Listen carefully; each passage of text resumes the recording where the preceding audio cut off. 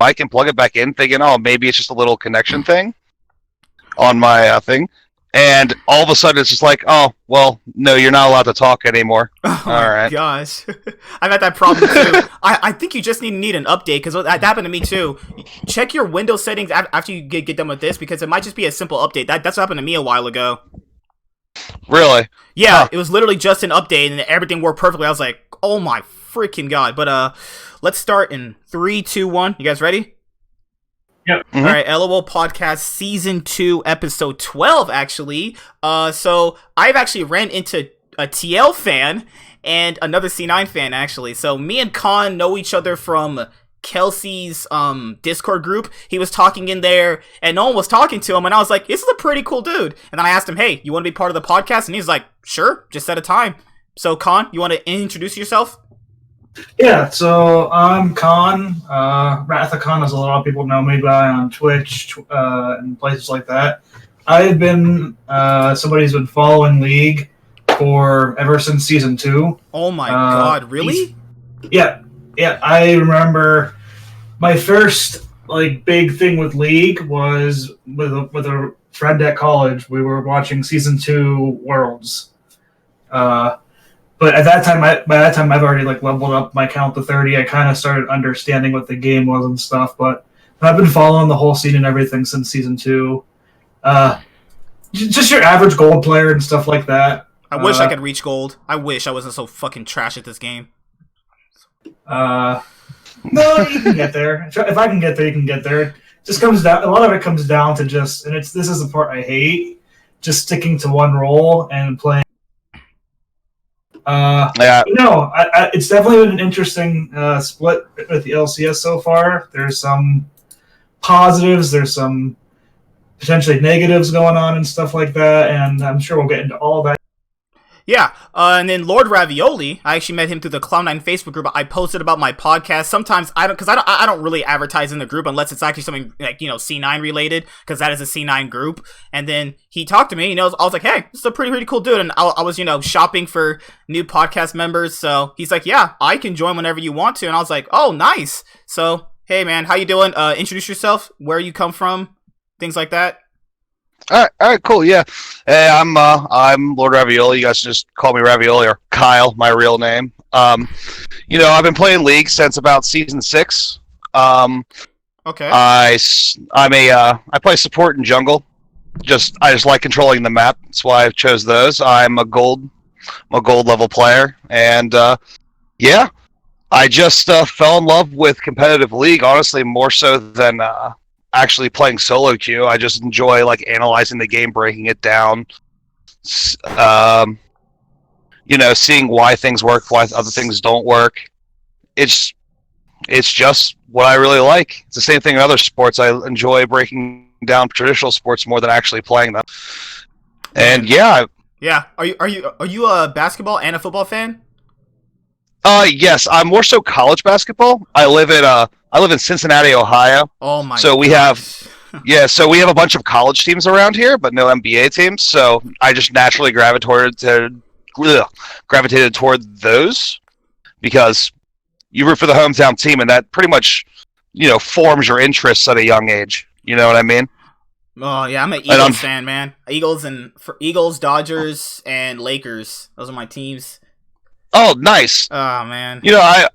I have nothing against the Eagles, though. You guys do have some out there fans. Let me tell you, I've never seen a city throw a placenta on an ice rink until it happened in the Flyers. I was so happy, man. I've been an Eagles fan since Michael Vick and shit, and seeing them finally lift that Super Bowl trophy a couple years ago. Oh man, I almost started to cry. I was like, finally, after all this tears and sweat, we finally got that trophy, and then. Yeah, I've been watching League since Season 4, Worlds 2014, and I just fell in love with it. I had to do my research on Season 1, 2, and 3, and then I realized just how amazing Faker was and why he was LeBron James of League. And then I instantly fell in love with Cloud9, and then obviously you guys know I'm a fan of G2 as well, because people ask me, why are you a fan of both? It's because, G2 just knows how to win. They're just I'm the badass motherfuckers around here, and I'm the king, and if you don't like it, get the fuck out. I love that, because we need more teams like that that are hey, no, we want to win championships. championships. I don't care about Koreans or Asian teams. I'm gonna beat them with the best players. Like, how can I not respect that? That is just like the definition of respect I can give a team. Yeah, I agree. I do like that. Although I like the more so the quiet reserve players, the players who simply sit there, do their job, win, and then when they win, they feel like the victory is enough. They don't have to trash talk. Like when I first started rooting for C9, my favorite Impact player was actually Impact. Ooh, because he die. just oh yeah, top die. When he was because solo every killing, game, man, that shit was amazing. right? Yeah, he just went up there, beat the other team, or just was an immovable rock that they couldn't get past the top lane. And it honestly, half the time it felt like it tilted the other team. They're just like, why can't we just kill this guy? What is he doing? He's playing Gangplank, and we 3v1'd him. What the hell's going on? Khan, why are you a TL fan? So, I've always actually been. This is going to help other topics, but I've been probably the biggest fan of just Doublelift through the whole entire my whole entire watching with NA. I've been there for the low parts. I've also been there for obviously some of the highs recently. I think as a player, he's came through so much, and just his backstory of, how he got to the, got to be a pro, where he came from, how his family was like, and stuff like that. I think is really interesting. So I always followed him around. But then eventually, once I think TL kind of came out with some of the way they just handle things, I just like that a whole lot better than a lot of the other orgs are doing. Okay. Yeah, I can see that. Yeah, I can agree. Actually, we'll talk about that right now. So you guys are new, so I'm gonna let you guys have most of Fortnite because you guys want to be a part of this. And usually it's Tuesday, 6 p.m. Pacific Central Time. If you cannot be on, please let me know. Obviously, you can just PM me and be like, hey, I can't be on. It's all good. You don't have to come on every single week, but if you do want to be a main member, I would prefer having you here every week. So just want to throw that out there. Okay. How do you guys feel about Doublelift getting benched? I guess I'll go first. Let the He's probably let the TL member have the rebuttal. He's gonna rage at us, dude. He's gonna go crazy at us. So, I think it's really good for both the team and Doublelift himself. So I see it a lot in the similar light to what happened with Cloud9. Just a couple years ago with Jack benching Jensen, Smoothie, and Sneaky. It really, really turned all of them around, I feel. And I feel it'll have the same effect on Doublelift. Because he's been saying pretty much since even before the season start that he was lacking motivation. He became complacent. And to be honest, you win 4 championships. I don't see how you don't lose a little bit of an edge. But it puts him on notice. It lets him know you are not so invaluable to this team that we won't bench you. We won't put someone else in there. And I feel like this is going to motivate him to hit solo queue more, to pay more attention in scrims, or at least play harder in scrims. And yeah, I just think it's great for him. And then for the team, it also puts all the other players on notice. It lets them know, hey, if any of you aren't putting in the proper effort, then we have somebody to replace you. You need to. Sometimes the team needs a fire lit under them in order to take the next step. And yeah, yeah. But yeah, I do think Doublelift will come back in. I don't think anyone has any delusions about Doublelift being benched for the whole split because, let's be honest, I think even Steve knows that if you get to playoffs and Tactical is still in there, that creates a huge bot difference against Cloud9 because Ven is just playing out of his mind right now. And Core JJ, as great as he is, probably will not be able to solo carry that lane. Because the only player in North America right now I can even see challenging Sven is Doublelift when he's at his in form. Yeah, I can agree. Khan, you ready to wreck these kids about Doublelift getting benched? Well, I think I'm going to surprise you guys because I actually agree with a lot of the points that Ravioli here just made. Mm-hmm. I think that in a lot of ways, Double Lift came into this split with basically coming off of the little bit, winning. I mean, let's put this in this perspective a little bit for Double Lift. He has, in the last 5 years, he has won 7 out of the 10 available LCS splits. One of those years, he was on one of those splits. He was on CLG, and they lost in springtime, and they didn't make finals. He obviously won with CLG in finals. He lost a best of 5 with TSM in spring that year. Won in summer. Took spring off, so he didn't necessarily win that one because he didn't really play on a team fully. And then he's won 5 LCS titles straight since then. Cool. So I think it is like I see him being complacent with the idea that hey, you took all of the motivation to get to with Worlds out of the very beginning of the season. And I think he took that a bad way. I think he came off an off season. He spent a lot of time with people that I think he cares about. He took some well-deserved time off, something I wish league players did more. And then he saw the change, and he made a bad quote, and he just wasn't being motivated in the season. I do want to make a point as to you saying that Riot took away meeting for the Spring split, because I kind of feel that that's just wrong. Because if you're not TL, if you're not a perennial, winning every split for 2 years, winning the LCS championship, winning a trophy is that's the objective. That's your season goal. Like, what's the difference between a spring split trophy and a summer split trophy? The only difference is you get the first place to Worlds. That's pretty much it. That's it. But here's the thing. The banner up there doesn't say spring split champions or summer split champions also went to Worlds. It's just a trophy. Everyone's competing for that. If you're not competing to win and get banners and get trophies, why are you here? I'm on the both sides of it. I do agree with spring not really mattering, but it does matter to people who haven't won a trophy. It does matter for history. Just imagine, it matters to Broxa. It matters to players in the league who have never won a trophy. Mm-hmm. It matters to everyone on Cloud9. Yeah, I definitely think it should matter. It does matter. I wasn't advocating that players. I think that's a bad stance for people to take. Yeah. But I just see why it happened in Double Lift, because when you win something 5 straight times, and realistically, in all the LCS splits you've played in, you've actually won it 6 straight times, and all you hear on the outside world is dude, it doesn't matter if you win an A, you don't perform internationally or you suck internationally.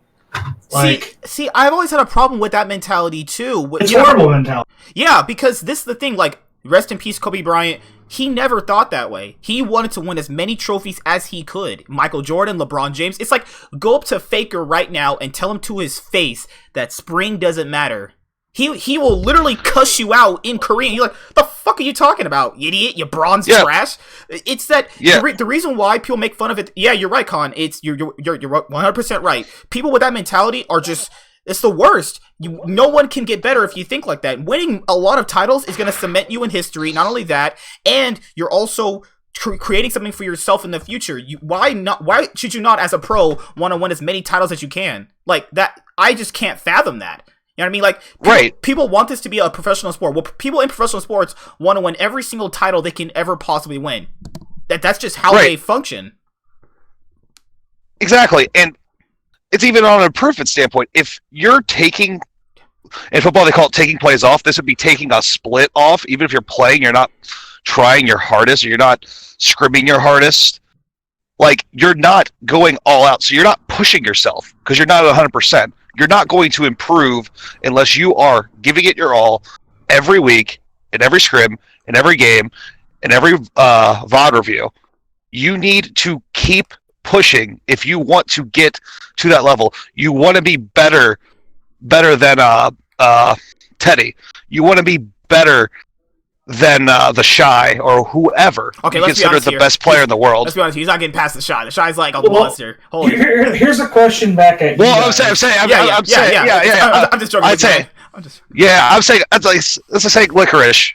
His goal is to be better than the Shy. Yeah. Give him a 5% chance of doing that, but it is 0 if he does not push himself every day. Yeah, I'd rather That's take my that, point. I'd rather take that 5% than not try at all. Right, and if your teammates don't see you going all out, as we just saw with Team Liquid, it's going to have an effect on the whole team. Because it wasn't just Doublelift that was playing poorly early in the season; it was the whole team. Like, this just makes me think back to Breaking Point, honestly. Oh my god. Well, I actually have a couple of other comparisons and a couple of things to bring up. I think what TL reminds me of here is what SKT was last summer. If you guys don't remember, SKT left MSI, went into LCK in summertime, and like their first half the split, they were like, Yeah, I remember. It was so bad. people thought that they were going to be potentially in the relegation tournament. They were missing Worlds altogether. And then halfway through, they whatever changed in their mentality, they started working at it, they started grinding, and they got to the point where they just went through LCK playoffs and stomped everybody. Mm-hmm. Yeah, I agree, because they were Yeah. they almost lost to Jenner. They almost lost to Jenner. It was that close that they were that bad at that point after losing to G2 Wait. Oh, okay. You're talking in the last year. It was last year. Oh yeah. Well, wait. Are you talking about the hour-and-a-half game? Because they did lose that game. No, we're talking about this last summer split for the this LCK. last summer. What? Wait. Wasn't it last summer that they lost to Jenner in the hour-and-a-half game? You're talking about the previous year. That's 2018. Oh my! That was 2018. Oh my god! Where's the time go? In 2019, they lost to G2. They went back home, and then they almost lost to Jenner. It was like they were playing like absolute dog shit.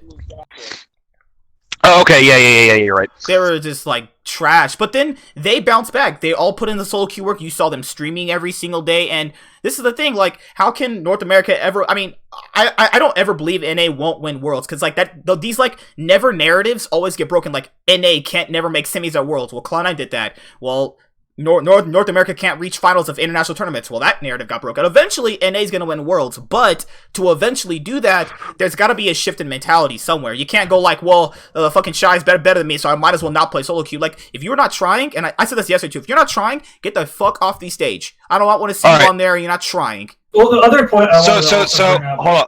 There was, because that sort of leads into two notes I have here. Because I have two notes. One is pertains to Jensen, based on what you just said about just giving up. Because this is actually the reason I believe that TL will not. They might make it to quarters, but I do not believe, unless they get a super lucky draw, will make it to semis or finals and Worlds. I watched Jensen in the 2018 semifinals against Fnatic. I saw him absolutely Run it down. afraid.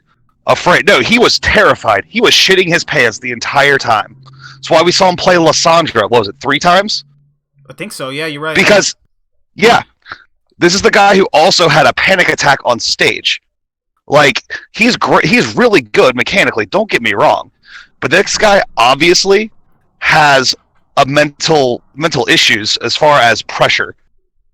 Like, just go back to that series and go look at his facial expressions. I'll in the raise game. you another one. I'll say last year on group stage, he just literally ran it down. In the group stage, he literally actually ran it down. He was like irrelevant in their group stage last year. In the World group stage. Right, because here's the thing. When he plays against a mid laner that's half a tier or a tier above him, he just gets so much worse. Like, he doesn't just like lose, he hard loses and is useless the whole game. Like, I like Jensen as a player, but this is just a recurring story for his entire career. It was the same with Bjergsen, too, early in his career. Well, my counterpoint to you on that is, isn't it why they consider that Jensen is the most successful mid laner to come out of the LCS for international tournaments? Being in finals of MSI, being in semifinals of Worlds, with C9, he was consistently making it out of groups. So here's the thing. Go look at all the teams Cloud9 played in groups. I'm not trying to take anything away from the team per se, but just look like he was in those situations. He wasn't playing against mid laners who would be considered just leagues above him himself. They were always within striking distance. Well, let's use 2018 since they made semis. You had Jizuke, who was pretty. That was his actual best year. You had who was else? Genji had Crown. Yeah, he clapped the shit out of that dude. Holy moly! And Xiaohu from RNG, right? Okay, so that's Xiaohu is Bjergsen level, I'd say, right? Yeah, I'd agree with that. Yeah, Xiaohu's Kuro, because he played Kuro in quarters. So I mean, Kuro's like advanced version of Pole Belter is what I'll call him. Mm-hmm. So, but you know. Yeah, I see your point. You're saying that he never really played like an actual mid laner of like rookie's caliber. Yeah, rookie or faker. No one with like any mystique behind them, because that's what I think it is. It's when he's playing somebody who people talk about like, oh god, he's just gonna get clapped in lane. This guy is just so good. He's so dominant. He's the best in the world. Like those guys are good players for sure, but they don't have the same aura of like intimidation around them. You know what I mean? Yeah. They don't strike fear into you, like the way Rookie did. Crown probably would have that at beginning going into the Worlds that year, coming off of winning 2017 World. Yeah, but thing is, I forget when they played them. I think they lost. No, they didn't lose to Genji at all. Yeah, they did. They lost the first time around. Yeah, they lost the first time around, and by the time they played them again, we just watched them lose twice after that. And I think again before they played them again, or maybe not.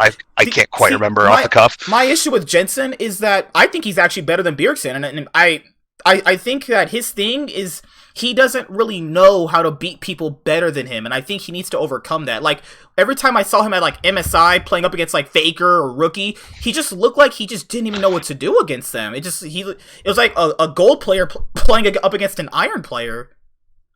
Yeah, that's pretty much what it was. It's like if Perks can beat Faker, I know Jensen can. Right. It's just like I don't know how to get to approach fixing this, because maybe it's just mental issues. You think it's a TL environment though? No, because he was doing it on Cloud9 as well. Yeah. As I was saying, he had a mental breakdown on Cloud9. He completely went into his shell and just surrendered for the entire Fnatic series. Oh, Khan, I want to ask you one thing, okay?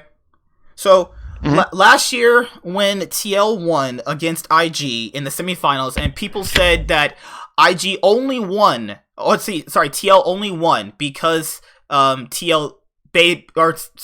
rephrase that. How did you feel when TL beat IG and people only said that TL won because IG threw? I think there's some truth in that, but I also think there's some false. It was one of those things where if TL plays their best game, they're actually a very good counter to IG. Because IG and G2 was somewhat similar and better at it at points last year, but they were both very heavily, like, you had to get a lead early, snowball to win games. And TL last year was a team that if they played the early game just right and went even, that they would basically take that even game and team fight and just win the second half the game pretty much. Whereas if IG was even at midway through the game, it was like an uphill climb for them to get the win. If they didn't have that 5K, 10K goal advantage by 15 or 20 minutes, they were actually in a very bad position because they picked a lot of heavy snowball comps. So I think it was like the best of both worlds. I don't think IG played their best, but I also think TL, especially Xmithie, like really overperformed at tracking jungle and making sure that all of their lanes, didn't just get crushed early on and sometimes even got a little bit ahead. And they just, that's TL's strength has always been able to get, whether you had Jensen, Pole Belter, the biggest strength is always to get to the 25, 35-minute game and have a team fight. That was always their strength. Okay. Yeah, right. I just wanted to ask you as a TL fan. That's okay. I mean, I sort of agree. I think it's always a little bit of both when you ask those questions. Oh, is it that, like, say for instance, is how good is Cloud9? Oh, is it just NA sucks, or are they really good? It's both, right? Like, even if Cloud9 was, say, at TL's level last year, which I think they're better this year than TL was last year, TL still dropped games to not even that great of teams, right? Even in the first half of the split. So it's not just that that they're good, it's also that they're weak. You know what I mean? Because I think when people like to discredit success, they say, oh, this team played bad. That's the only reason why you won. I really do not like that. Because that's just discrediting them playing well. Now, there will be instances where I'll be like, oh, okay, that team actually did play bad. That's the only reason why you won. Like, H2K making semifinals of Worlds in 2016. That's just whack. Like, you know, most people can agree that was just an easy group. And they did kind of only get that far because there were a lot of easy teams. But it happens with the LCS, and Khan, he wanted to talk about this. He said that C9 is doing so well because the LCS is just that bad, right? Mm-hmm. Okay, so Khan, did you want to elaborate on that? Yeah. So okay, C9 is a very good team this year. They're playing very well. There's a lot of good things with this brand new roster, and I think they're playing the meta very well. But I think one thing that we're ignoring this season is just how bad the rest of the league is in a lot of cases. When you look at the, like, obviously they quoted the soup and stuff like that, but when you're looking at a lot of the games that are even taking place for like the 500 teams, they look like teams that should be like CLG level. You know, you see games with Immortals, EG, ending in like base races. You see Dignitas literally like playing. I mean, sometimes Dignitas plays balls, and sometimes Dignitas is just doing the worst decisions in the world. You know, spending 5 minutes on a tower dive while you lose 2 turrets bot lane. TSM. Mm-hmm. I was say to your point, just look at the CLG Immortal games on Monday Night League. I was beside myself with the poor play in that game. To your credit about that point, because it really punctuated it. I don't think Immortals played that as bad as people want to make it seem. I think that game a lot more was like CLG had a free win.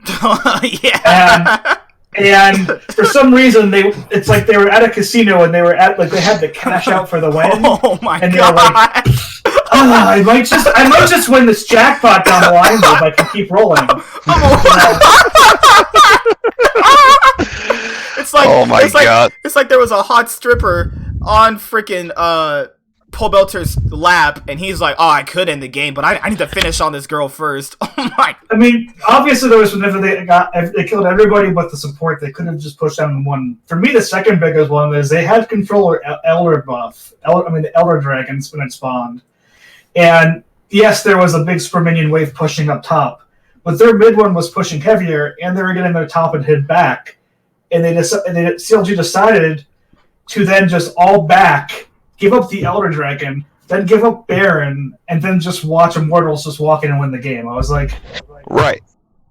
But I saw them. I think it was when they were chasing Soaz. Like Soaz is above them in the jungle, and Immortals was trying to get Infernal Drake for Soul Point, and Soaz was like almost at their base in the jungle, and they were past blue buff towards the dragon, and instead of engaging in a 4v5 for Soul Point Dragon, they decided to chase Soaz halfway across the map.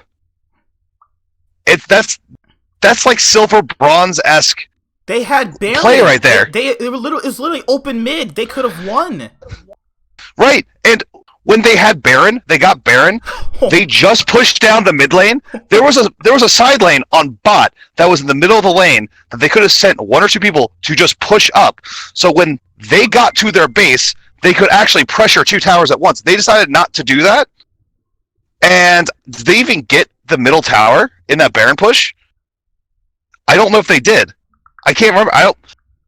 Regardless, if you have a Baron push that late in the game, if you're not pressuring multiple waves or multiple towers, you're just completely wasting your buff.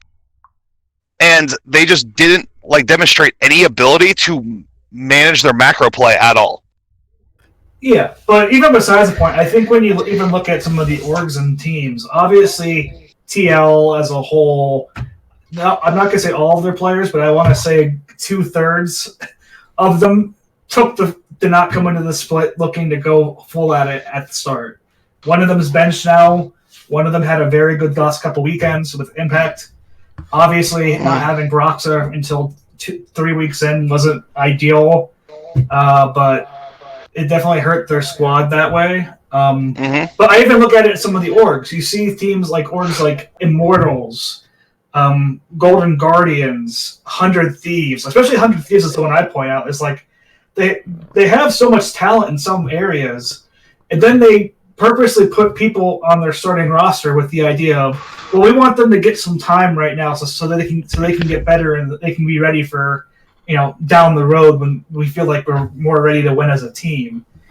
Not to say that Ryoma's not playing perfectly well or not. I think he gets a little bit too much hate for being the NA mid takeaway position. People wanted DeMonte on that team, but there are some squads out here that 100% are not putting out did not go out and look for the best rosters this split. And I think as a whole, we're seeing a lot worse play from a lot of teams. And I agree, though I will say for Ryoma, I do agree with 100 Thieves' decision to play him because he is a young player. He's a rookie. He's not going to be playing perfectly when he starts. I do think looking to the future and starting a guy who needs on stage performance in the LCS because you believe he can be a Jensen, he can be a Niski, he can be a Bjergsen if you give him enough time to improve is a legitimate decision. It's one player, it's not their whole roster. I don't know if they really could have feasibly improved their entire roster enough to actually compete. So you have to look at it like that.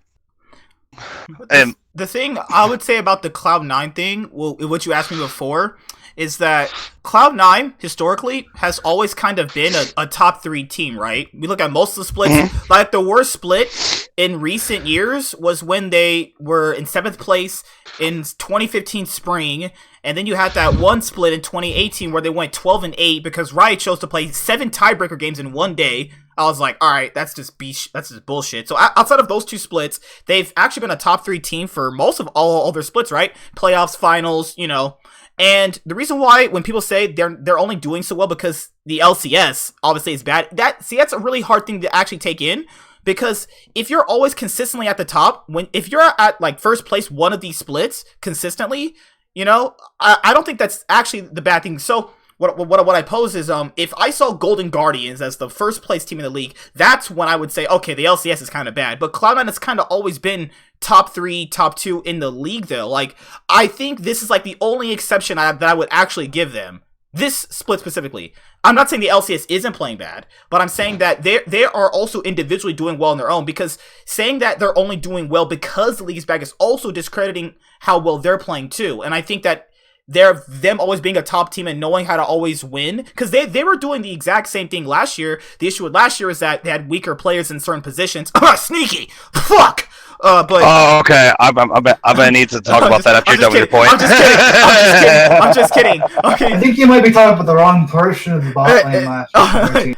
Yeah, but it's just, I think Cloud9 gets the exception, because if you're always a top tier team, then I could imagine you being first place. It's like seeing SKT not, first or second place in Korea. They've always been there, so that's the standard I hold for them, and they've always pretty much did it outside of maybe 2 splits in a row. 2 splits, obviously, in different years, but yeah, I mean, I can't just say LCS is bad. That's the only reason why they're winning. I just can't say that, because they're also individually playing well, too.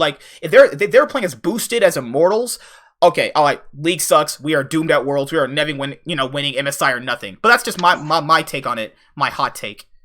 Well, I'm not here to say that they aren't deserving of the first place, and they aren't a team that's not playing good and stuff, and they're only first place because they're bad. You're right. T9 as an org has always been very, very good.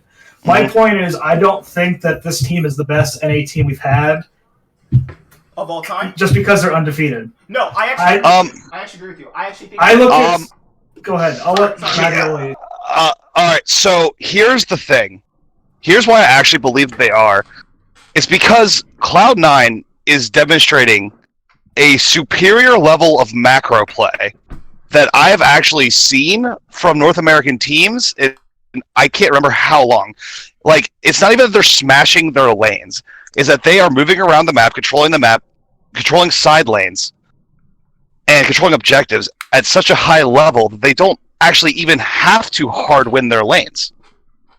It's like, here's the thing about TDL last year that I always sort of pointed out and criticized them for. It seemed that their plan last year was give Doublelift a scaling AD carry, play towards bot, and just every lane be better than your opponent, so we can artificially generate these leads through superior play and not macro. It seems like that's pretty much how their playstyle boiled down to. Like, I think that's why they lost a lot of games. Or not a lot of games. The games they lost that they probably shouldn't have lost. All those 4 games they lost? Yeah, all those 4 games they lost. They lost 8 games was because spring and summer. That was actually pretty crazy. They went 28 and 8. That's oh my god. Right. That's incredible. Right. And I feel like that's sort of the reason why they were falling apart in the international scene, because they just strong-armed people with superior mechanics domestically. Well, Connor, but that's not good enough. They fell apart in the international scene, I bet. I would say that World specifically. TL's always been a good team to manage waves and all that stuff. It's just they do other stuff that makes you not see that they actually are, at their peak, the best team in NA to manage sideways. Right. I'm not saying they were bad at macro play or anything like that. That was their strongest. I'm just saying. Right. It's just, I don't know. Like I said, it's hard to tell when Doublelift is up 50 CS with 2 kills at 15 minutes. It's like, it doesn't matter what your macro is. The Kai'Sa is going to kill your whole entire team. Also to Khan's point, where people are saying C9 is the best NA team of all time, right? Well, this iteration of C9 is the best LCS team. I actually agree with him that they're not, because TSM Season 6 Summer, that's the best NA team we've ever had. Because the reason why I can't say it's C9 is one clear difference in the format. That TSM was best of 3s. This C9 is best of 1s. In best of 3s, you can show more, and I can actually physically see what is the best team. They showed us more. They went 17-1 in best of 3s. They literally went 17-1. They only lost 1. They lost 2 best of 1s. That was in their best of 3 series with Phoenix 1. That was like, they literally had like a 98% win ratio. It was actually insane how strong they were. Now, if you want to I agree with that. Yeah, if you want to compare the C9 team, if you want to say TSM, Summer 2016, Immortals, C9, you could make a debate of C9 or Immortals, that's fine. But I think the absolute best LCS team we ever had was that Season 6 TSM with Doublelift and Bjergsen. That was when they got Biofrost. That was just insane. They literally just steamrolled everybody. Games were not close. And people have the nerve to tell me that they lost game 1. Something, no, they did not. They lost game 1 to Echo Fox, and then they steamrolled every single team. They just stomped everybody. It was the only team to ever give them a best of 1 loss. Obviously, was Phoenix 1, where they lost they lost 3 best of 1s in 17-1 when they played. They literally just 2-0 stomped everybody. I just can't compare this C9 to that. Like, there's just I think this C9, but it's just too early for this C9 for you to say where they're at, because I agree. Like, for me, I'm somebody who holds reservations. I still say, for me, the way TL looked this weekend and going in, I still put them as my favorite to win the LCS. I know I'm biased, but no, how I would compare it is, let's say that G2 started like TL did this year, and let's say Fnatic was the team going undefeated. Just, I would still have that same opinion, no matter how much I don't like G2. I would still say, I've seen this G2 roster at their best form, own Bwipo, own Reckless. I still have to make them the favorite, because I saw a weekend of them play at their top form. A weekend that I think TL's weekend this weekend, was the most impressive weekend we saw in the LCS for any teams thus far. I actually think they look like the second best. I actually think they look like the second best team after this week. Hopefully they continue that form, but you know.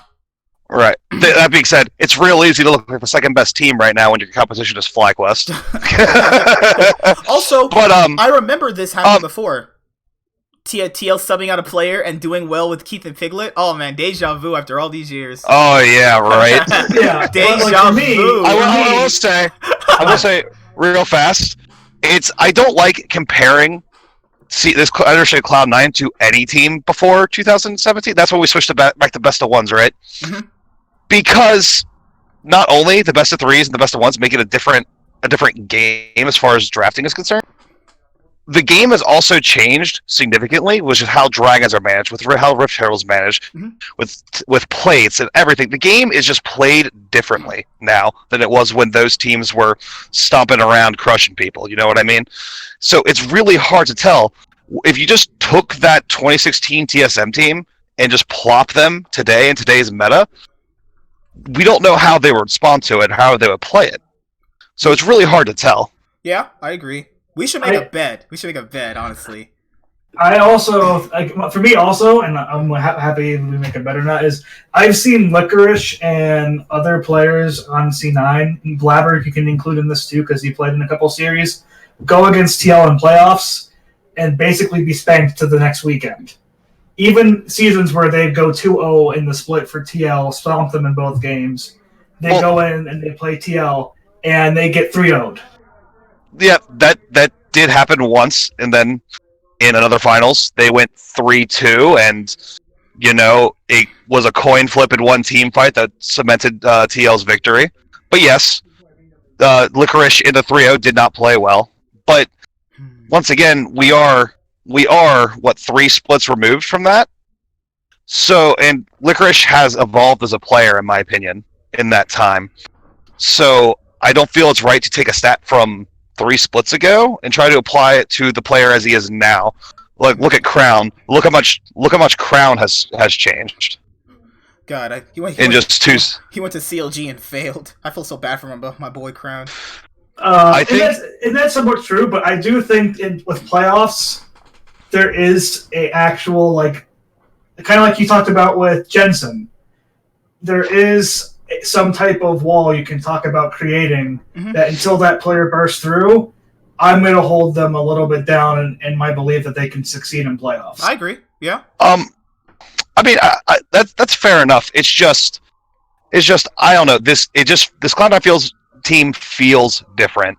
I haven't felt this confident about a C9 team in a very long time. Okay. And I mean that's a feeling. I'm just putting it out there. It's not anything concrete. I mean, but we can see it in their play, though. Like, you can see it in their play, you can see it in their videos now, where they are changing. And this is my thing I went into last year, and everybody in that fucking group flamed me. I was like, C9 need to change. Every single team that has ever won Worlds, TL, that they've been successful, they always change their team. And fans flame them in the offseason. Fuck TL, fuck TSM, I'm gonna be, fuck G2, they're switching perks to ADC, fuck this team. And what happened when they switched? TL won 4 splits when they actually went from that dog shit team that they were, switched 4 splits in a row. TSM switched players constantly, kept winning championships. IG switched so many teams in IG, eventually they won Worlds. FPX switched 2 players around, they won Worlds. Fnatic constantly switches teams. World Finals, kept winning titles. G2, and it's like, I have so many examples of teams actually changing and winning, and people have the nerve to tell me that, I want to keep Sneaky because he's just consistent. It's not about Sneaky. It's not about him. I love Sneaky, but the team just needs a change. We just need a change in general. That's what I was saying. Right. I agree. I made this point. I think I posted it on the group where I said, listen, I love Sneaky. I think he's still a good player. I think he's still top 3, top 2 ADCs in North America after last year, because I do put a lot of blame for his poor play in lane on Zeyzal, but not completely. Obviously, Sneaky has not always been super strong in lane. I just feel like it was accentuated by Zeyzal's poor play, because his thing was always, a team fight shot caller, late game, mid game team fight shot caller. his strong suit was never laning phase, and I feel like it just compounded with the two players, and I think it was a bad fit, stylistically. But even as good as I thought Sneaky was, any team, doesn't matter how good you are, if you want to improve, you have to upgrade. And bot lane was the weakest part of C9 last year. Dude, that's just so many people. That's just a fact. Remember when I posted, this is gonna be our year, the year of C9? No, people were like, year of evil geniuses. Fuck evil geniuses. What are they doing right now? Hard eating on stage every game? Right. Come on. It's just like, even TL. Let's say TL is playing up to their potential they could be, and they are really good. They're right there with Cloud9. It's the end of the season. The series is 1-1, and they are just super close. And they look incredible. Here's the thing: you could still improve TL by getting getting a better player in a different position. Yeah. Just because you're upgrading doesn't mean the piece that you took out was bad. Like, I still believe that a lot of teams in the LCS could very much benefit from having Sneaky on their team. Like, even specifically Immortals. I think Immortals could actually benefit a lot from having Sneaky on the roster. Whether or not they're willing to pay his salary is another question altogether. Or even TL, when fans flamed them for dropping Xmithy, claiming he was glue in the team. Broxah literally is better. Why would you not take... You always try to upgrade. Also, exactly. Xmithy, he wasn't necessarily dropped. He just signed with the Immortals because he was a free agent. Right. Yeah, you're right. Yeah. He double lifted from CLG to TSM. But looking at it from Steve's perspective, I still would have switched him, even if he was if he wasn't a free agent. I still would have switched him. You always try to upgrade. That's what every sports team does, and they've always won. What's the thing I want to talk about? All right, sorry. Your guys' biggest surprises of the split, besides C9, because that's just an obvious one. Can we take out CLG as well, because that's another obvious one? That's our biggest disappointment. Yeah, maybe both. Biggest surprises. They would actually be both. That's actually sad. I had them at third place, dude. Holy crap. Right. It's oh god. It's a mess.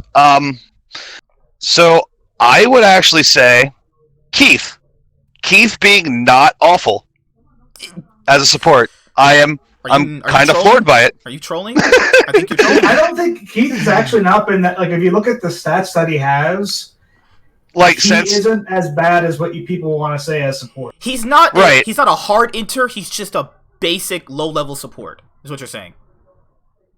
Yeah, he's not the worst support in the LCS. Yep. No, I don't think so either. Nope. I think that has to go to. If I say Smoothie. No, don't do my boy Andy like that, man. Don't do our boy. He was our MVP at one point. Yeah. Many moons ago. If I were to give the worst support, I'd actually give it to Zeyzal the split. But that's fair too. That's fair. I'd say also. That's another notch in my Sneaky is still a good ADC argument, so I'll take that too. I think my biggest surprise is I'm always super hard on FlyQuest because they've usually always been a team that only does really well when the rest of the better teams are not doing well. This split, they actually proved me wrong and showed me that they can at least be competent at what they're doing. Power of Evil and Ignar were my biggest surprises outside of Cloud9, since obviously I was not going to give it to them. Yeah, Power of Evil and Ignar, right. Biggest surprises. And if I had to make a second one, Closer playing out of his mind on Golden Guardians, of all teams, Golden Guardians. That surprised me. Con? Yeah, no, You have a big surprise? Oh, my bad. That's okay. I was just saying I agree with you. This will be an interesting one for me. But I think for me, my biggest surprise right now... obviously, CLG is I was like you. I had them third place. Obviously, C9's another one. But my other biggest surprise this split is how well Dardoch is doing. Oh, I'm not saying TSM is great. I'm not saying TSM's doing perfect. But when I look at their losses and how their games are going, I actually don't put a lot of that on Dardoch. Earlier in the season when they went 0-2, in the first weekend, Dardoch was actually getting them these early game big leads.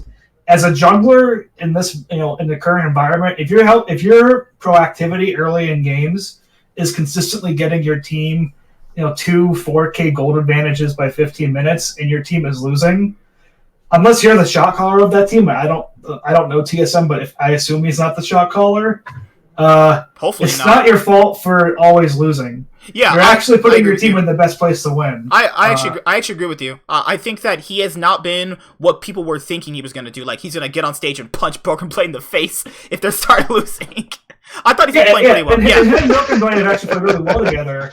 And, like, considering how, like, volatile TSM seasons kind of been, like, if he told me they'd be 6-6, I believe that, because I don't think that roster was that great improving from last year. Dude, I was drinking the TSM Kool-Aid. But if you told me that they were, like, they'd go 0-2, 2-2, like 2-0, 2-0, 0-2, 2-0, 0-2, and you told me that Dardoch hadn't been some type of, like, gone on some type of, like, Twitter rant or something at that point, or, like, they'd be considering benching him, or he would have gotten benched, I'd be like, wow, that's surprising. He's actually, like, him and Broken Blade are, like, the two consistent players that are good on TSM.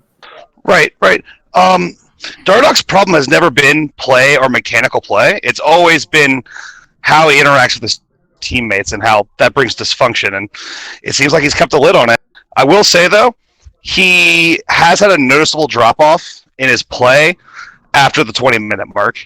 Not saying it's bad, but there's a stark difference in his early game and his mid game. To be fair, to his point, he is a strong early game jungler. So, right. So if he isn't actually performing well in the early game, you kick this bastard. I'm just kidding. But I think it's just something he has to work on.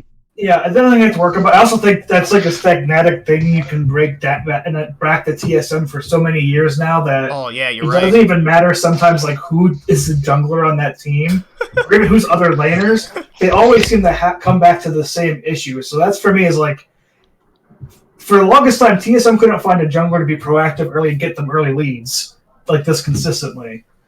And it's almost extra disheartening if like seeing TSM get this. And then still go through the same mindset of like we aren't doing objectives, we aren't like making the plays all the time. Like it's for me personally, like I'll go into disappointments here. Like for me, Bjerg is my biggest disappointment. Actually, I agree with you. I actually 100% agree with you. Mm-hmm. Yep. I agree too. Mm-hmm. I think when I saw the tier list this week, and I think a lot of people just put him higher up. That was so cringe. That was cringe as fuck. But also at that point, TSM when they did that was like the third ranked team, so they didn't look that bad. In terms of like comparing it to other teams, but and I don't think his tank play is very bad, but it's one of those things where their team has had a lot of early game success, and they always seem to stall out. And I don't want to be one of these people that say, like, oh, Bjerg's a problem because he's the only one there who's been there for the whole time. You're judging him off his actual gameplay. It's a little bit actual gameplay, but I'm of the assumption that he is probably one of the lead shot callers. And their tendencies through all the times where he's been there, the team's tendencies tend to be the same. So that, as an analytical person, that tells me he has to have some shape into the team making these type of plays. And in some ways, I feel like he's kind of stunting a very good season from both Dardoch and Broken Blade from actually having TSM be like a 10-4 or 11-3 team right now. Yeah. It's just crazy how people put him up there. Like he's not even right now. He's not in the same tier of mid laner as Jensen, Niski, and Power Beetle. Like those three, I feel are just the de facto top three right now. I would even put Jizuke above him based on some of the pop-up games Jizuke has this season. He's also entered a couple times, so. Here's what I'll say about Bjergsen. This issue, I actually think TSM had this. I think Broken Blade is the best top laner so far of the split so far. I think that he's performed absolutely insane, dude. He's been literally, I think, carrying TSM so far. And now, if you took off the week 6 performance, all right, goddamn, holy shit.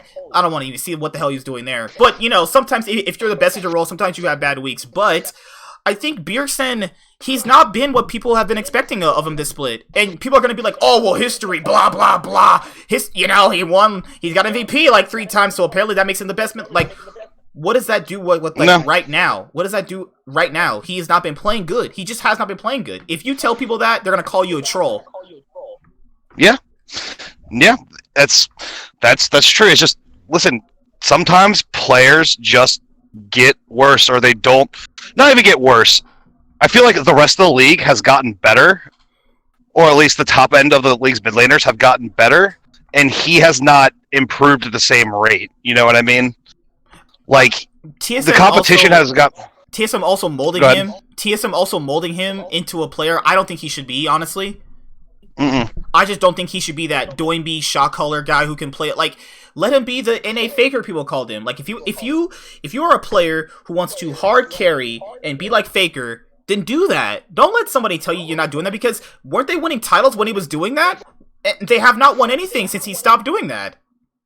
No, I no, they haven't. Also, the double lift going to another team and double lift. I'm just gonna say it. I don't really like double lift. I don't like shit talkers in general. But he's just the winningest player in LCS history, honestly. Like, the dude solo carried his teams almost every single year up until when TL got, they got Jensen, they have Impact, they have Core JJ. Like, they had other players they could play through. It's just... Even if you go back to some of the finals, they like last year versus TSM in finals, they literally, after being down 0-2, when you watch the behind the scenes, it was like Double Up saying like, just please put me on something where I get prior in my lane. I will carry this, and I will I will win lane and carry. Here you go. Yep, exactly. That's a exactly. winner. That's a person that is that Kobe Bryant, Michael Jordan mentality. You just take it in your mind. Fuck what this coach is telling me. Remember, I don't know if you guys watched the Super Bowl a couple years ago, where that one Seahawks quarterback threw the ball in the middle of winning the Super Bowl. He could have won the Super Bowl, but the reason why he you remember? He said the coach. Yeah, Russell Wilson. He told the coach. He went on the press and said, "Coach told me to do it. You have to establish, because I understand you gotta establish a hierarchy of coaches are the way, and you have to listen to them. That's fine. But this is the championship, and I want to win a trophy. Fuck what the hell you're saying. I know what the right thing is to do. And they lost a trophy. Like, he literally should have just ran the ball in, and they won. You know what I mean? Right. I mean, it's a little different. Okay, so it's a little different in the NFL because the coaches are more important because they call plays in the game, and that's what they're paid to do. Yeah, like right. That's their role. That's their role. He just made a bad decision, and unless you're a player like Peyton Manning, oh God, who was basically the offensive coordinator of his teams, unless you're a guy like that, you're not going to be able to go up to the line and say, well, he said pass. Nope, I'm checking down. We're running the ball. Yeah, it's just not going to happen. But it's just the same thing. The thing is, imagine if he said, all right, he checked to the run, and then they got stuffed. It's like... I agree. In the get back at Kobe thing, I guarantee you there were times, especially because that was Russell Wilson's third or fourth season. He was not exactly the all-pro amazing quarterback yet. He wasn't like a veteran leader. And if you look back at Kobe's early seasons when they were winning with Phil Jackson, do you really think if Phil told him to run a certain play or do a certain thing, that Kobe would just be telling him to, as a young player looking up to one of the most winning coaches ever in NBA history and say, nah, man, I know what I'm doing. I actually think I get your point, but I also think there's a dangerous method too. Because if you look at Korea and China and some of these more established leagues, one of the reasons why I find they're ahead is because the players respect coaches and authority. Actually, this actually brings me to one of my points I had written down about LCK and about why they're not the best region, and they're not even the second best region anymore. And it's because of the fact that the players in draft are pretty much just picking what they want.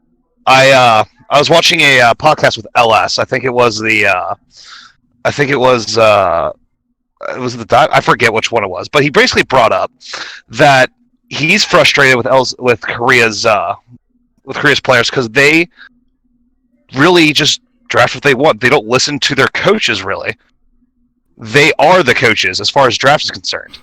At least that's the way LS portrayed it, and I feel like that's a big reason why nowadays their drafts are just bad. Like, ask any LCK analyst or player or anything. Like, they're NA levels of bad drafting, at least right now. They're still mechanically great, but there is something wrong because these players are trying to play the game like it's 2017, picking scaling comps and handshaking to 20 minutes. 20 minutes. That is 20 minutes. That is what has happened. 20-minute first blood and shit. For as much as people think that NA's been bad and it has been bad, this thing, I still cannot defend watching LCK games and not think that they're doing worse than NA. Right, like with the meta, with how early game it is focused and stuff like that, with how you can snowball a game easily with Rift Herald into plates, into dragon control after this first or second dragon. LCK is literally just, like you said, handshaking. They're not even trying to fight until 27, 30 minutes. They just don't want. They just don't want to conform to the meta. That's literally all it is. They could. They know how to play the. I would say that's the issue. Is they think this is the best way to play the game, and they either don't recognize or don't want to recognize the game has changed. It is no longer just about scaling. It's about getting leads, extending those leads, and being aggressive. Look at Europe. Look at G2. What do? They get in your face, they get a lead, and then they just shove that lead down your throat till they shove it all the way to the Nexus. Man, I mean, that's what they do. That's why, I take I'll be honest, I am not a big fan of LS. I think the guy don't tell Hedgie does not deserve to be an analyst professionally based on the things he says consistently. I mean, let's not turn this into an LS debate. Or a Hedgie. I do think he does talk to a lot of players in just about every region besides, I think, China around the world. I agree with that, too. I do agree with that. So I was just bringing him up as saying this is what the players are saying, this is what coaches are saying. I'll make a side point about LS. I don't think he's stupid. That's the point. I don't think he's stupid. No, I don't think none of you guys agree with that. He's not stupid. His issue, and what I've explained to my friends when we talk about League, is that he speaks in absolutes. Like, oh, why did they do this at this exact moment? I'm like, bro, you're gonna. He keeps fucking talking about side lane pressure and pushing a wave and bouncing back. There's no way you will ever convince me that none of those 10 players on that stage in the LCK don't know how to actually manage a wave properly and know how to bounce it back. There's no way you're gonna convince me of that. So my thing with my one point I'll make is that's fine. I think I agree with you. I think he thinks in this perfect world practicality, which is why I think in some ways he wishes Koreans would do the scaling thing, especially last Worlds. We heard that a lot from him. But he has this. He's very naive in thinking that the teams can play the perfect way no matter what. There is no perfect way to play League no matter what. There has been no perfect way. The way to play League back in the day was what? Koreans make the meta. We followed it. Now, ever since 2018, you do your own thing. And this is his issue. He speaks in absolutes. Speaking in absolutes is so what's that thing I would say? It's like. What's the best comparison I can make in speaking absolutes? That's like thinking that every single thing you're thinking is what they should do. What if a coach told them not to go touch that wave and go to Baron? He would not know that. You can't just say this is what they should have done when you have no clue what their game plan is. What if they didn't actually choose to just go push that wave? He talks in such a way that it's like, bro, what the hell are you like? What kind of crack is this guy on sometimes? Right. It's like what I brought to you. We were talking earlier. So in absolutes, against Dignitas, when Licorice goes to the bot lane to push out a wave, and Dignitas should be nowhere near C9's side of the map at that moment, but they just were, and all of a sudden that perfectly fine optimal thing to do to push out a side wave to get ready for a siege now leads to a death. It's just sometimes you just can't predict things, and optimal things all of a sudden become suboptimal because of complete chaos. He's always talking hey, why didn't this team do this? Dude, because they just chose not to. It's not like the worst thing in the world. It's just, I like listening to him. He's not a bad person. He's not a stupid person. I like how smart he is. I just don't like the way he speaks in terms of teams have to do this because I said they should. Bro, let's be honest here. They don't give a fuck what this guy says, honestly. Let's be honest here. They don't care what he says. Like, if he was as good as an analyst or a coach as he puts off, he would have gotten the BBQ Oliver's teams to LCS at least. yeah, Mhm. yeah. Mhm. Oh my god. Right. Yeah, I agree. Mhm. Right. It's just, I feel like, all right. So when he's talking about general ways to play, like not in specific like game by game, minute by minute analysis, when it's just a general thing, yes, I feel like he says things in absolutes too much. Like, all right, these two teams are playing before we even pick the teams. This is how they should play and how they should approach this. I feel like his best analysis is when he's going into a VOD review, looking at the play and saying, all right, given that this is happening and this is happening and this is happening, this is what they should be doing at this moment. But Because that's much easier to break down optimally than yeah. incredibly broad things. For him, I am scorned by watching his reviews of both FPX and G2, and him and whatever Fnatic's mid laner's name is. Nemesis. Basically, just Caps? Nemesis. It was Oh, Nemesis. wait, no. It was Nemesis. Okay. And basically, just hard joking and flaming FPX and some of G2 in some of the series they've won, and it's like just imagine hard flaming a team that won a world championship in a 3-0 fashion. Just imagine that. They did. Yeah. Just holy crap! I'm gonna wreck my brain. Just imagine calling Right. TN one of the worst junglers in the world's pool. After he wins the finals MVP. My just God. imagine telling the team that just won world finals, just you're fucking dog shit. You only won because you somehow mind control people. Yeah, I think- they poison person's food. In his defense, he's even admitted sometimes he plays that up because he's a streamer. No, he's just Oh, retarded. he's streaming? I think he's just Yeah. retarded. I think he's literally just retarded. Sorry, bro. I don't care if he ever comes on this show. You are a moron. There's no way he'll ever convince me. There's no way he's ever going to convince me that the team that won Worlds played absolutely wrong. There's just no way. Oh, they didn't play the way I wanted. Well, who the fuck are you? I'm Right. Is it LS Phoenix, Fun Plus Phoenix or something? No, it's Fun Plus Phoenix. They chose to play the way that way because they wanted to. Because the coaches told them to do that. His way is like, you didn't do everything I said? Well, your team is horrible. What the fuck? This guy said that Jennair could beat G2. Are we just gonna forget that? And then Yeah. I remember when Perks went on Twitter and said, "Oh, but could we have beaten Jennair though?" Like, bro, come on, man. Like, that's just hard trolling. There's no way he's ever going to convince me that Korean players on the stage don't know exactly what they're doing. There's no way he'll convince me of that. No way. Nothing he'll ever say will convince me. Well, let's hold on. Not all Korean players are created equal. Like, my there God. are some feeders. Blank. There are some feeders in Korea. Fucking blank in his fucking 27 damage Trinity Force game. Oh, it almost broke my brain. Also, like there is a point with whether it's competitive sports, regular sports, even when you're playing games ourselves, when you might know, like in your head, you may know what the best play is, but in that exact moment, it's just not what's coming to you.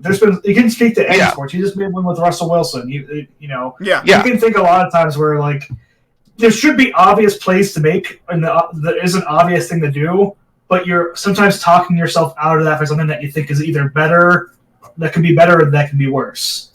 Right. Like calling a play out of the game, looking at it from an objective point of view, is one thing. But when you're in the game and you have to make split-second decisions, and you don't have the ability to just pause the game and make an objective decision like a robot or something, you can't expect perfection all the time out of all your players. It's just not feasible at all. Like, sometimes people make mistakes due to pressure in-game. It just happens. We're all human. Or they could do things that are really good that they shouldn't do, you know? Yeah. Yeah. Like, one play I go back on and harken on is a play that, like, if you look at it fundamentally, it was probably the wrong play to make, but it will go on forever as one of the greatest plays ever, was Faker's solo kill versus Ryu on Zed. Yeah. Like, Faker had to hit everything there perfectly, and he did because he's great, to actually win that 1v1. But he could have did that and ended it and lost in the game. Yeah, Mhm. yeah, I Yep. remember. Because that was the finals, right? If he lost that 1v1 day, they could have obviously won the game. They could have aced the Yeah, team. that was Game 5. That was a Yeah. Game 5 of OGN Champions Finals. Bro, Mhm. back Oh So, my like- god. back so, in like, the day. It's one of those things too. Like players can make decisions and it can go bad or horribly if they aren't going perfectly. But like, as somebody who's been in played sports, who plays obviously league and does things, sometimes you just do things off of instinct that you think are going to work out well.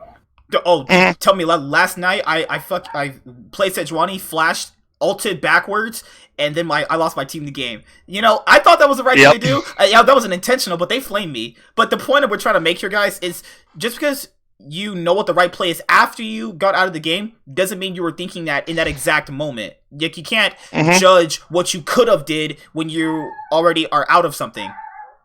Right. There's just so much information that you have to process all at the same time that, a mistake's going to be made somewhere in there. There's too many moving parts for it to be obvious to you all the time.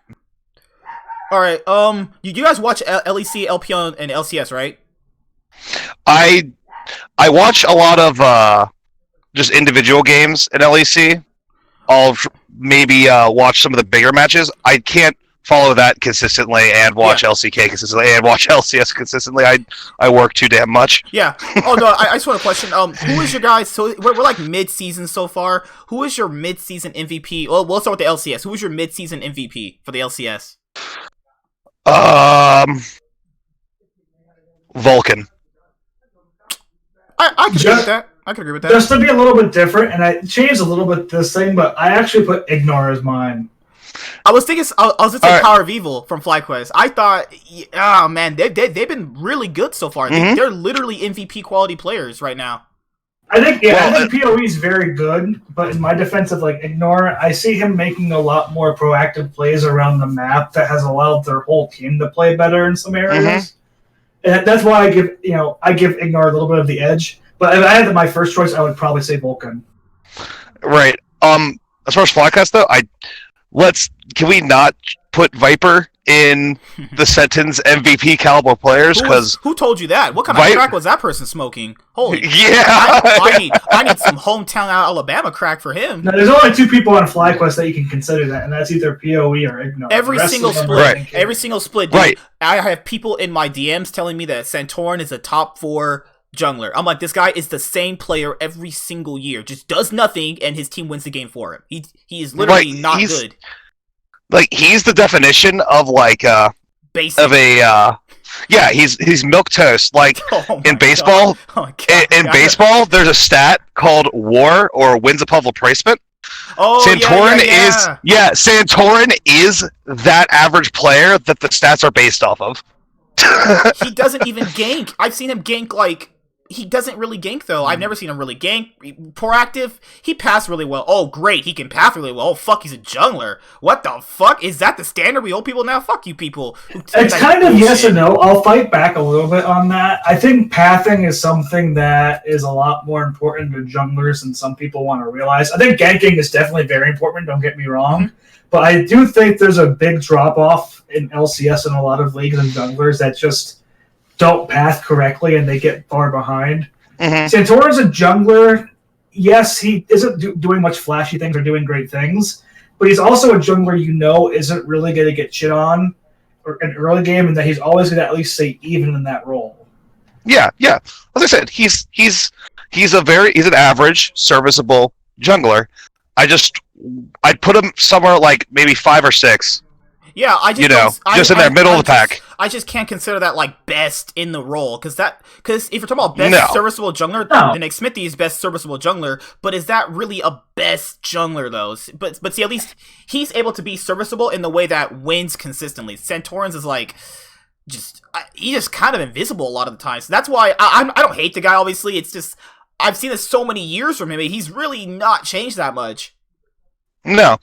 So if you're talking about the best junglers in the league, like it really just comes down to a few guys. It's Blabber, who I'd put number 1 simply because I can count on one hand the amount of misplays he's made so far this season. Mike Young, number 2. Then it is then it is actually probably closer. Then Broxah, because I think Broxah, once he plays more and has more good weeks under him, I'll probably put him right up there. I can see it, yeah. But yeah, and honestly, I think Svensgaren's getting a raw deal on Evil Geniuses. I think he's like one of the one good players in a team of feeders. He's their only and good you're the player. juggler. He's their only player. Yeah. like he's Svensgaren's life is like you go into a game, you're jungling, you do your first 2 camps, or you do first 2 buffs, and every lane has died already. And then you lose your And mid you're like, 2v2 to Cloud9, and then you just run it down the rest of the game. You're like, fuck my life. Yeah, it's right? like Don't even Yeah, get me like, started about Evil Geniuses because Dude, I'll- I think I'll flame them. I personally see that org as the next Clutch Gaming? not Clutch Gaming. Well, you can call it Clutch Gaming as well. Optic. I consider more Optic. A team Yeah. that spent way too much coming in, mhm. tried branding themselves something they weren't. They're not going to get any fans, and whoever's their parent org's funding them after 2 years is going to be like, "Man, we spent like $10 million a year on this team Just to get 9th place in And- LCS. and we've only gotten probably like $2 million of income for." And I don't think that's necessarily always the org's fault. I think that Riot fucks the LCS up when it comes to actual revenue streaming and stuff like that. Mhm. But and they'd be like, "Well, this is a bad investment. Let's just dip out of this as quickly as we can." Right. They need to get rid of Kumo and get literally anybody else as quickly as possible. Like, I think this is another Cool. Clutch Gaming situation where the mid laner of EU doesn't want to be here because it's fucking trash. I could literally see him leaving next year. He's like, I'm just fucking done. Like, even I think their biggest thing they need to change immediately is the coach. because- isn't it Irene? Because based on some of the things that Bang has told some of the, told some Korean players and DMs that got leaked, is that majority of that team does not care if they win or lose, including the coach. Holy fuck. Yeah. see, that's See, That's this is That's just the first ridiculous. thing for me you gotta replace as a coach. Can I rant about this team? Fuck Evil Geniuses. Fuck them. All you fans that went over there because Cloud9 dropped Sneaky. Fuck you. Any of you guys that did that? Yeah, Cloud9 is 12-0, you stupid assholes who are fucking flaming me preseason. Fuck all of you. Cloud9 is almost about to be 18-0. Where's Evil Geniuses at? Oh, Evil Geniuses where? Somewhere between 8th and 9th? Yeah. Well, yeah, they try to rebrand themselves as G2, the bad boys. Fuck you. What the hell? Right, They're right. evil, but they're good? That's not how evil works, you more. Like, stupid. Oh, it's stupid lady. Oh my god. What are you? Oh my God. Are you not Zen? There is good and evil and good. A perfect balance must be Are you must be Thanos? Are you reached. fucking Thanos? What is this? MCU LCS? What the hell? MC. Like, if they wanted to go on them being like Evil Geniuses as a brand, I don't think that's a bad idea. You just can't do that at the very beginning before Right. any results come in. Yeah, because Now, like, let's say they went like, as I say 12-0, but let's say they made finals. Then you can put out a promo or something where you're talking about how you're like this evil genius organization putting the parts together. Right. When you do it this early on and your team falls flat on your back, you can never go back to that branding. Like, yeah, Right. Because G2 all obviously won EULCS in 2016. They took Zen and Mithy. They're like, we're the bad boys of the league, and that, I mean, you could obviously see, they were backing up the shit they were saying. What has Evil Geniuses showed? Nothing. They literally get on stage and int. Do we not see that 2v2 they made 2 weeks ago against Cloud9? Holy crap. This team is mentally done. I don't see them making playoffs, honestly. I can see literally Golden Guardians getting in.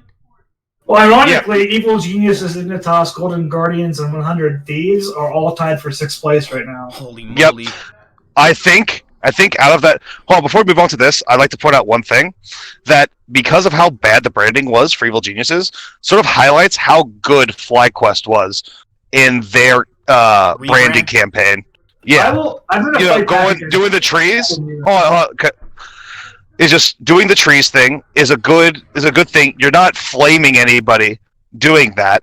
You can get just the average person behind them. Like if you're a C9 fan and you're watching FlyQuest versus Golden Guardians, and you see like, oh, if FlyQuest wins, 100 trees get planted. All right, well, I didn't really care, but you know what? I can get behind that. It's just something that gives you an identity, right?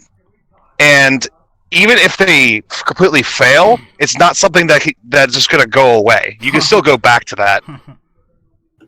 Here's my counter argument Okay. to this. I think there's too much focus in the LCS and having to brand your team in a certain way for social media purposes. Because I think the only thing that really matters for people, like fans and people to follow, is winning. I think the reason why FlyQuest's brand feels like it's doing very good right now is because they're 8-4, second place in the LCS by 2 games. I think if they were in Evil Geniuses, if let's say you flip-flopped Evil Genius and FlyQuest, we would probably be saying, man, Evil Genius had a smart branding. They're in second place. They're smart. FlyQuest tried this tree thing, but they look so bad. It's laughable. I think success is what actually drives people caring and realizing what a team is about. Yes, but here's the thing about measuring your team branding success by winning. For teams that aren't named TL, TSM, or C9, Maybe CLG in there? Yeah, maybe, but not recently. They're just, no other team is a perennial winner.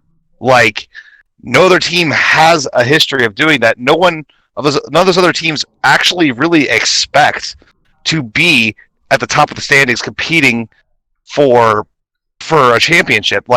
Internally, they might say, this is our goal, this is what we want to do, but the fans, and I feel like even the players deep down know that just getting to finals or semifinals is an achievement in and of itself. So yeah, because it's just hard to tie it to that. People still remember FlyQuest being top 4. Those are little things. If you make top 4 in a split, people can remember that. I'd rather be consistently 4th than be just consistently not in playoffs and or in last place. No, I agree with that too, but I'm also saying, I think the reason why you see only 3 orgs in North America really have an actual fan base is exactly what you said. Why you said is because they're the only 3 teams that consistently win or have the expectation to win. Right. Let's be all honest. Nobody likes cheering for a consistent loser. Mm-hmm. That's the best thing I've heard whole month. And this is why, I somebody on the dive, I actually made a comment on the Reddit thread with the dives, and it was somebody said, I can't believe they're thinking about, they made mention we can move to 12 teams. No, we should only have 8. And I'm like, I've actually always been in the position where I want the LCX to expand more. Yes, we won't get as high quality games as maybe we have right now, but you'd have more teams potentially winning and feeling like they're doing good. Imagine if you took the top 10 NBA teams or NFL teams and said, okay, this was the whole league. It's not 10th, 9th, and 8th would always look like they're doing bad and feeling bad. But since there's 30 teams in that league, and I'm not saying LCS should move to 30, but because there's so many teams, those top teams actually feel like they're accomplishing stuff. Right. Well, I do think that if you actually span the number of teams, it will immediately have, in the short term, we'll have lower quality games at the bottom end, but long term, I think it will absolutely help the LCS, because one of the big reasons the LCS has lagged behind the other regions is their young player development, how they get young players into the league. Compare LCS to Europe, and it's not even close. They have so many leagues that funnel into the professional scene, and that's the reason why if they have a mechanically gifted player over there, they see the stage. Whereas look at the LCS, we've been recycling the same players for the past 3 years, just the same people, just moving around to different teams. Maybe there's a couple new players every year, but it's not like how it used to be, where we'd see an entirely new team of entirely new players crop up and get to prove themselves. That's why I said it's better if the league had 12 teams, because if you had 12 teams, then you could also free up more players that are veterans not to be in academy. So if we had 12 teams right now, you could not have as many veterans in academy. Literally, you could have 2 new orgs come in and have a roster full of veteran players, or if you want to have a few veterans and a few rookies. The issue with that comes with, obviously getting the player base, but there's no way no one's going to convince me we don't have enough players. There's players in Challenger right now. Wait, how many players can you actually have in the rank 1 of Challenger? It's 30 people, right? Mhm. If okay, so I'll just use a random number. So if it's 40, you're telling me none of those players are skilled, none of them could ever be LCS caliber. That is just a load of shit. That is just Right. straight up The bullshit. other main problem is, this is also where fall back on branding, is that teams make a lot of roster decisions, not in North America compared to like Europe. I feel not based on what's going to be the best roster for them, but who's going to bring in the fans and what's the best brand for us. Mm-hmm. I agree. And I think that's something that is just it like NA for some reason, like whether you watch Hotline League, sometimes The Dive, so many of these NA shows are like focused in on like, oh, these teams' brands, they need these special brands, when like in reality, like the org should just be caring about winning. But the reason why they have to care about brands is because there's no revenue flow for them to actually make money. Yeah, but they need to make money. Yeah, your point is that if you're winning, you're gonna get fans regardless. Mm-hmm. Yeah, I mean, I agree with that. If like no one, so Cole, this is the one thing I have to tackle before I gotta go in like 4 minutes because I have another podcast I have to do. Is Con, what were those leaked messages Bang said? I kind of want to know. I didn't see them because Reddit, God, they hate me too. Good lord, I put up one podcast. They're like, oh my goodness, this is trash quality. I didn't do anything wrong. It's been the same podcast for the past year. But nevertheless, what did he say actually? I don't know. I don't know. I'm trying to look that up right now. Because you said that they didn't want to try. I was like, So maybe a little food for thought while we're looking that up. Okay. So if we're talking about branding, I wanted to tie this into the Sneaky thing earlier. It's Sneaky does provide a unique quality to any team that want to sign him because he is so popular, and he would bring a lot of fans to your team regardless of your level of play before he got there.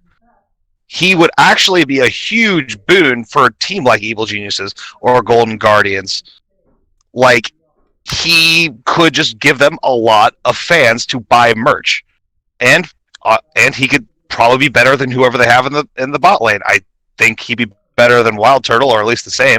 Or but Apollo? Sneaky, or Apollo. Yeah. Man, could you imagine 100 Thieves Sneaky? 100 Thieves Sneaky, man. We got to get that shit going. 100 Thieves Sneaky. Right. I'm a root for my boy to come back to the LCS. Not on Cloud9. Holy crap. No, never again. I don't want to deal with those fans again. Holy moly. No. Right. Like, I don't want him to be back on Cloud9, but I do want him to play again because I do want to root for the guy. He's a good guy. TL Sneaky. And he is good. Oh, my.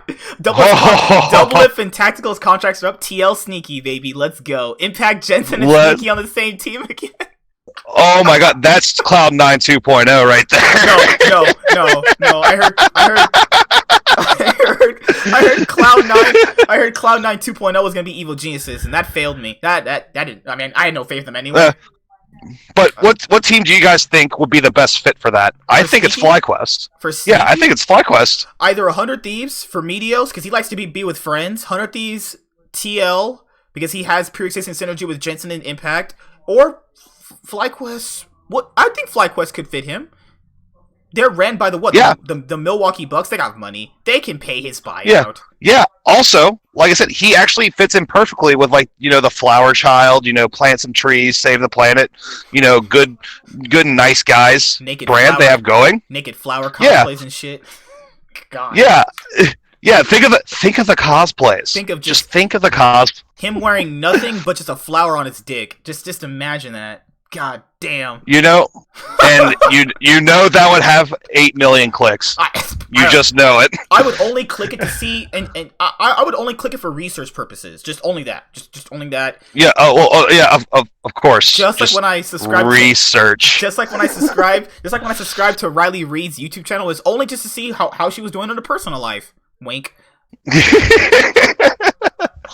Oh goodness, but yeah, if you can't find it, it's fine because I do have to go on like a minute. It might have got deleted, but pretty much it was saying how like his teammates are laughing during like losses. Whenever it comes like after games, nobody's really paying attention. Bot review. Wolf, who was the SKT player he was talking to, was like, well, what does your coach think? He's like, oh, my coach is right next door and he doesn't do a thing.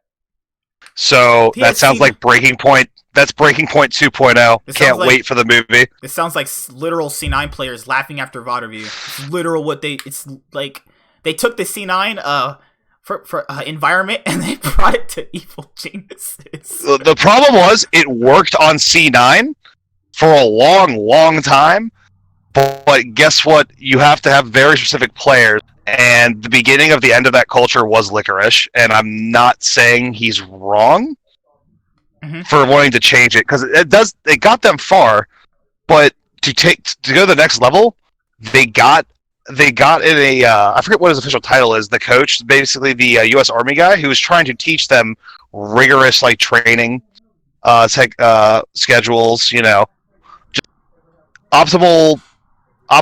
We work hard. We do everything right. We are almost robots in the way we fucking approach this game. And look what fruit it's brought. And to end off on that point, it's been great having both of you on. Tuesday, we obviously will be here at 6 p.m. PST if you guys want to actually join again.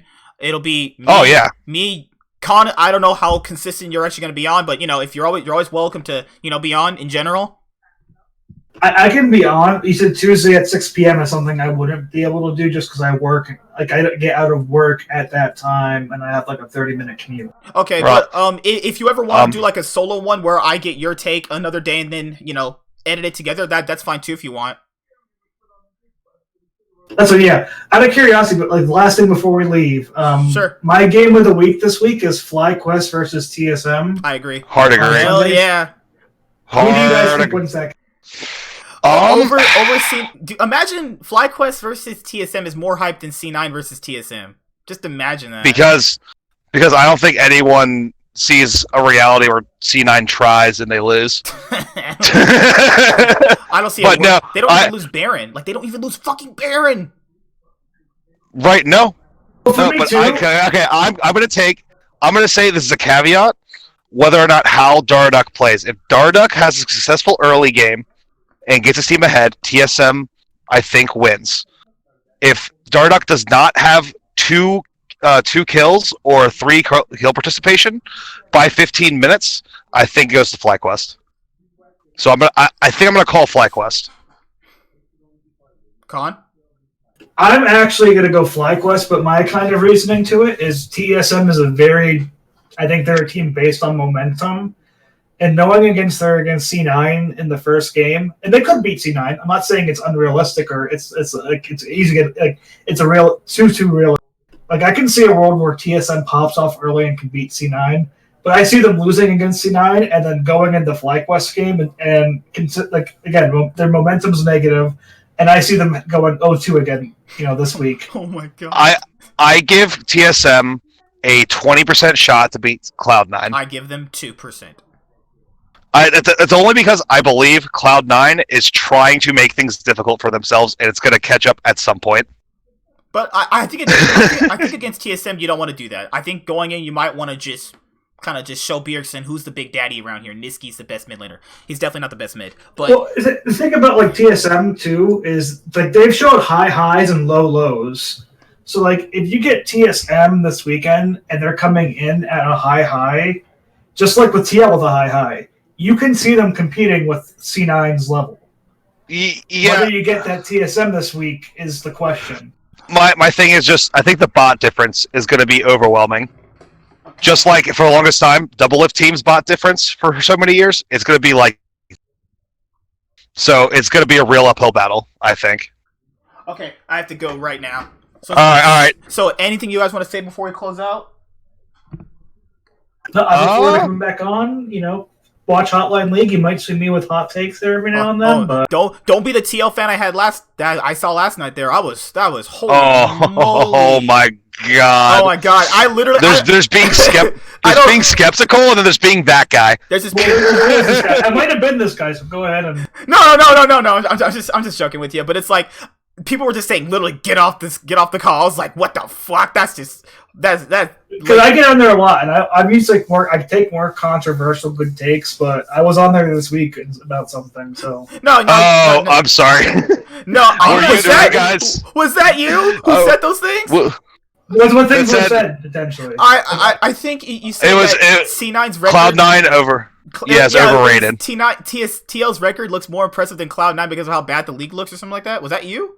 I didn't say TL's record looks more impressive. I said It was you. Holy crap! What I basically said, TL should, for me personally, should be the favorite to win the LCS, and it's kind of what we covered tonight. Because if they're showing signs that they're being back into their top form, we have yet to see a team at NA beat them in said top form. Oh my goodness! I'm sorry. I would never imagine. Listen. Hold on. This sounds like a good jumping off point for next week. Dude, I never imagined the guy from Hotline Lee would be in my actual podcast too. Oh my goodness! How does this world work here? I'm sorry, man. I said get off the call. I'm sorry. Don't beat me up, please. I don't care at all. I'm sorry, man. I'm sorry. Listen. I thought you made, like, I can understand your points. I just think you went a little far. That's it. I think you made me laugh. Dude. You have me tears. Listen, if TL does what you say they're gonna do, and they return to form and they're better, it's gonna be a slobber knocker of a final. I'll tell you that. I'll make a bet. If TL does exactly what you say and they go to the finals, I will gift you 10 RP. 10 RP? 10 RP. $10 in RP. $10 in RP. That's fat. So is that our bet? That's mine. You don't have to make one with me. If TL gets to the finals with Cloud9, I will gift you $10 in RP. Oh, I think they're going to get to the finals. I'll take that one. I think TL's getting the finals. You want to do it? TL's going to win the finals. Oh, we got a deal? Okay, so if Cloud9 if Cloud9 win, you owe me $10 in RP, and if TL win, I'll throw you 10. Is that good? Yeah. You got a bet? All right. Internet, shake it. Internet, shake it. All right. Anyway, my last words are, thanks for having me on. It's been a good time. If you're having me back, I will be back here on Tuesday because that's 9 o'clock for me. So it's no issue to get over here. All right. That's just a crazy world we live in. The person who's on Hotline League is literally in my call. That is, what kind of world are we in? Yeah, I'm consistently on there. If you listen, I am Khan from Boise, Idaho. So. Oh, yeah. Okay. All right. Yeah. I'll see you guys. I want it. All right. I'll see you. Yeah. Peace out, guys. Have a good night. Like and subscribe to the channel for more stuff. Yeah. Thank you.